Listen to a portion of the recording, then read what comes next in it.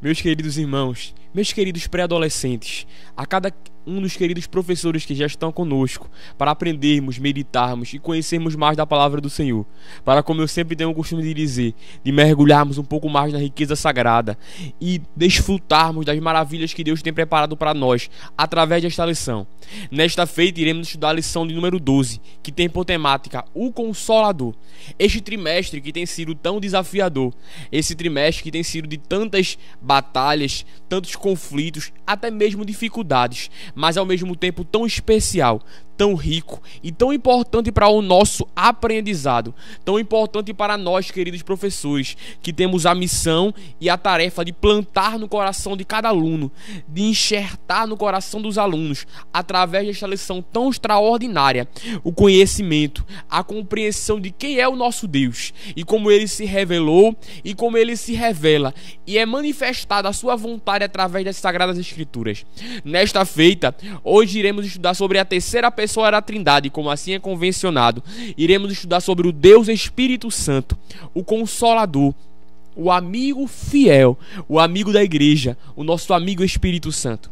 Então, a lição de hoje, ela está inserida em João, no capítulo número 14, os versículos 16 e o 26, João capítulo 15 e o versículo 26 e João capítulo 16, versículos 7 e o 8, que eu gostaria de ler com os queridos professores e com os queridos irmãos e alunos, que diz, João 14 e 16: E eu rogarei ao Pai, e Ele vos dará outro Consolador, a fim de que esteja para sempre convosco.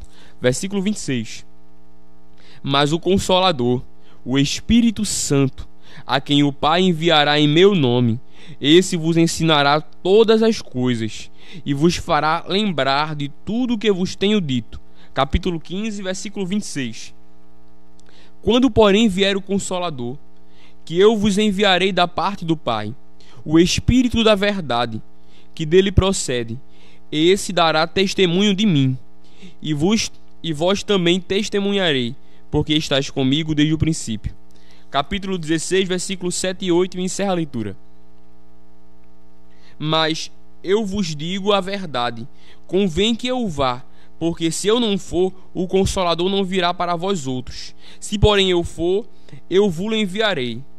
Quando ele vier, convencerá o mundo do pecado, da justiça e do juízo.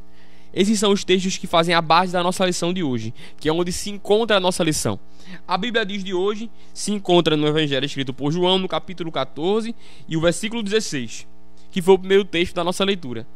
Como na nossa lição está contida na linguagem de hoje, que diz: Eu rogarei ao Pai, e Ele lhes dará outro auxiliador, em algumas versões mais clássicas, outro Consolador, o Espírito da verdade, para ficar com vocês para sempre. João capítulo 14, versículo 16. Como de costume, nossa lição está embasada e tem por princípio 3 objetivos principais que precisamos alcançar, que são eles: distinguir as características do Espírito Santo, explicar a ação do Espírito Santo no Antigo e no Novo Testamento, entendermos a partir disso, antes de eu mencionar o último tópico, entendermos como é que foi o agir do Espírito Santo no Antigo e no Novo Testamento. No primeiro tópico, compreendermos quem é o Espírito Santo, quem de fato ele é e o que ele não é. E por fim, o último objetivo de hoje, entender qual é a principal missão do Espírito Santo. Entendendo isso, então vamos para o primeiro ponto de nossa lição. Haja vista, e é interessante que comecemos a nossa lição com uma pergunta. Comecemos instigando os alunos a pensar e também ouvirmos as concepções, aquilo que eles entendem como o Espírito Santo. Quem eles acham que é o Espírito Santo? Quem eles ouviram ou como eles ouviram falar do Espírito Santo? O primeiro tópico de nossa lição, que tem por título Quem é o Espírito Santo, ele vem com este objetivo: esclarecer quem de fato é o Espírito Santo. E o autor ele foi muito feliz ao começar dizendo: o Espírito Santo é Deus. Então vale, querido professor, ainda que não seja uma tarefa tão simples, mas com graça e direção de Deus na vida, vale comentar um pouco sobre a questão da Trindade, a questão da doutrina da Trindade. Lembrar que Deus é um só, mas que se revela e se manifesta em 3 personalidades distintas: Deus Pai, Deus Filho e Deus Espírito Santo. Por isso que o autor ele já vai começar dizendo: O Espírito Santo é Deus. Ele é chamado por muitos nomes na Bíblia. Isso nós vamos ver e nós podemos perceber. É chamado de Espírito da Verdade, é chamado de Consolador, é chamado de Espírito Santo, como bem conhecemos, Espírito de Deus, Espírito de Jesus. E nós vamos ver um pouco disso no segundo ponto, no segundo subponto, quando fala em relação ao agir do Espírito Santo no Antigo Testamento. A lição ela é clara e vai nos trazer bem explicitamente isso. O Espírito Santo não é uma força. O Espírito Santo não é uma energia. O Espírito Santo é Deus. E a lição vai nos listar algumas características que mostram que ele é Deus e que ele é uma pessoa. Que ele é Deus e tem a sua personalidade como Deus. O primeiro aspecto é que o Espírito Santo é uma pessoa que vai trazer as características de sua personalidade. Para ser uma pessoa, vale ressaltar para os queridos pré-adolescentes e também para nosso caráter de aprendizado, para ser uma pessoa não é necessário ter necessariamente um corpo, não é necessário ter matéria, mas sim ter algumas características que são elas: intelecto, capacidade de escolher e também sentimentos. Por isso que o Espírito Santo é uma pessoa, ele não é uma força. E a lição vai nos mostrar isso. Ele tem vontade e ele tem conhecimento. Como fala em 1 Coríntios, no capítulo 12 e o versículo 11, que um só e o mesmo Espírito concede a cada um os dons conforme lhe apraz. Ou seja, ele escolhe e ele concede segundo a sua vontade. Por isso, ele é uma pessoa. Seguindo, a lição vai nos mostrar que ele pensa, como está escrito em Romanos capítulo 8, versículo 27, que ele é que intercede por nós junto ao Pai, porque ele conhece a vontade de Deus, porque ele conhece o nosso pensamento. Por isso podemos perceber que o Espírito Santo pensa. E por fim, ele foi enviado pelo Pai. Aqui vale ressaltar um ponto muito interessante. Quando Jesus vai dizer que iria enviar outro Consolador, o termo grego no original do Novo Testamento, quando é usado a expressão outro, vem da expressão grega alos, que significa outro da mesma essência, outro da mesma categoria, outro das mesmas características. Por isso que podemos entender que o Espírito Santo ele é Deus. E eu vou inverter aqui de forma didática, linkando este tópico para que a gente possa já pegar esse terceiro ponto, que é a parte C do primeiro tópico, para mencionar isso. O Espírito Santo ele é Deus. E nós vamos ver na Bíblia as características que mostram e qualificam e deixam claro que ele é Deus. Ele estava presente com o Pai na criação. Vai dizer em Gênesis capítulo 1 que no princípio criou Deus os céus e a terra era sem forma e vazia, e o Espírito de Deus pairava sobre a face do abismo. Essa expressão pairar vem do sentido de gerar vida, de chocar, de estar produzindo vida na terra. O Espírito Santo estava presente na Trindade. O Espírito Santo é quem opera a salvação no homem, como vamos ver mais adiante. O Espírito Santo capacitava homens para pregar, para anunciar a verdade, para transmitir uma palavra da parte de Deus, para executar tarefas. Nós vamos perceber e vamos ver isso um pouco mais detalhado nos próximos tópicos. E voltando agora para um ponto que eu havia invertido, o Espírito Santo ele realiza atividades. O Espírito Santo ele manifesta e faz a sua vontade. Ele testifica, como já diz em Romanos, no capítulo de número 8 e o versículo de número 16. O Espírito de Deus testifica com o nosso espírito que nós somos filhos. O Espírito Santo ele ensina. O Espírito Santo ele fala, como diz em Atos, no capítulo de número 16, quando o Espírito fala e diz: separai para mim Paulo e Barnabé. Ou seja, o Espírito Santo ele tem vontade, ele fala, testifica, ele convence, como já disse o próprio Jesus. Quando vier o Espírito da verdade, ele convencerá o homem do pecado, da justiça e do juízo.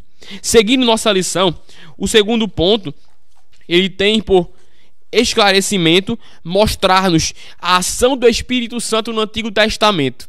Vale aqui comentar que da ação do Espírito Santo no Antigo para o Novo Testamento só há uma diferença de intensidade. Não podemos cair no erro, como é rotineiro e muitas vezes acontece por falta de conhecimento e de estudo, em comentar e dizer que a ação do Espírito no Antigo Testamento era esporádica, que a ação do Espírito no Antigo Testamento era mais vaga do que no Novo. Há diferenças, mas a principal delas é a efusão, a principal delas é a intensidade, a forma e a liberdade que o Espírito tinha para operar no Antigo para o Novo Testamento. Nós vamos perceber que desde o Gênesis, como comentamos na criação, o Espírito Santo já estava trabalhando. Quando Deus sopra no fôlego, sopra nas narinas do homem o fôlego de vida, da mesma expressão hebraica, ruach, que é uma das expressões utilizadas para falar do Espírito Santo, o Espírito já estava trabalhando, o Espírito já estava entrando em ação.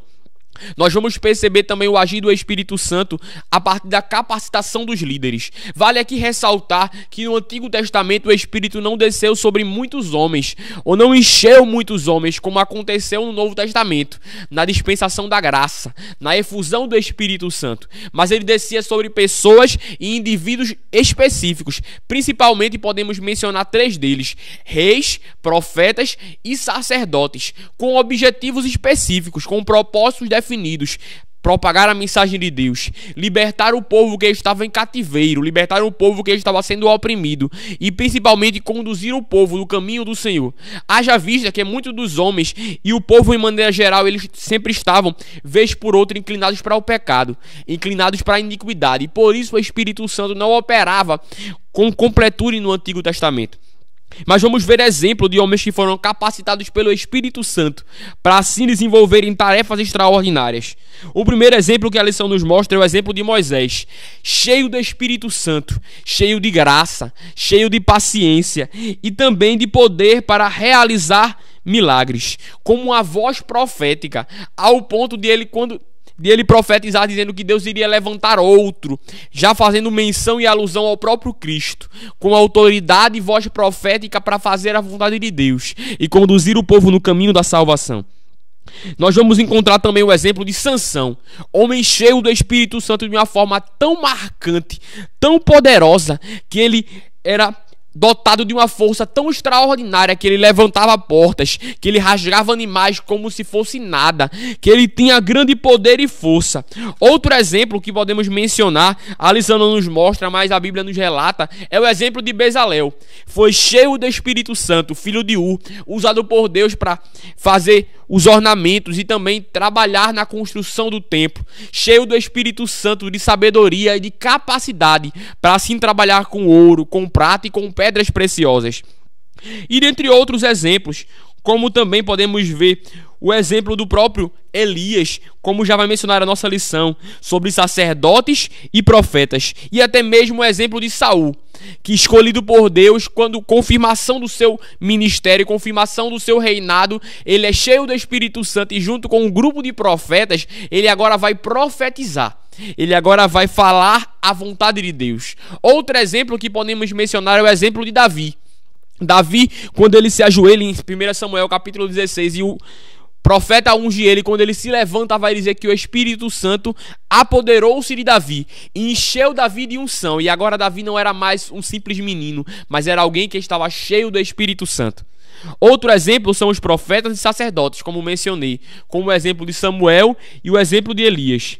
Seguindo nossa lição, o Espírito Santo no Novo Testamento, o Espírito Santo em um Novo Testamento, terceiro tópico, vai nos mostrar e vai nos revelar que no Novo Testamento o Espírito Santo agora age de forma mais clara, mais poderosa e é mais evidente. No Antigo Testamento, vamos ver muitas vezes o Espírito Santo sendo atrelado à pessoa do Pai, ou no Novo Testamento, normalmente a pessoa do Filho, até o momento do Pentecostes. Por isso, às vezes, há uma pequena confusão de quem é o Espírito Santo. Mas ele, como eu falei, ele é o próprio Deus, em uma de suas revelações.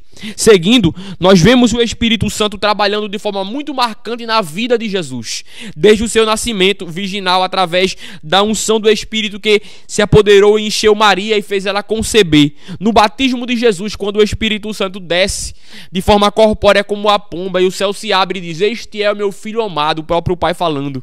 Uma das manifestações marcantes da Trindade, o Espírito na unção, o Filho no batismo e o próprio Deus manifestando a sua vontade, ecoando a sua voz.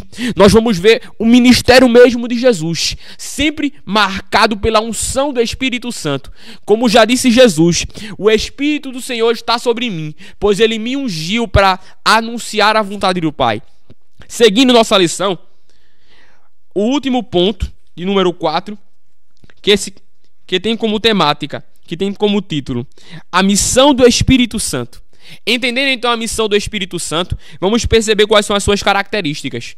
O Espírito Santo, como eu falei, de muitos dos seus nomes, tem um do grego que significa Paracletos, que é de onde vem o termo consolador. É aquele que está ao lado, é aquele que está junto para auxiliar, é aquele que está conosco para nos conduzir. Por isso que Jesus disse, era ele que iria convencer o homem do pecado, da justiça e do juízo. Ele não ia forçar o homem, mas ele iria abrir os seus olhos para que o homem pudesse perceber o seu estado e assim alcançar a salvação.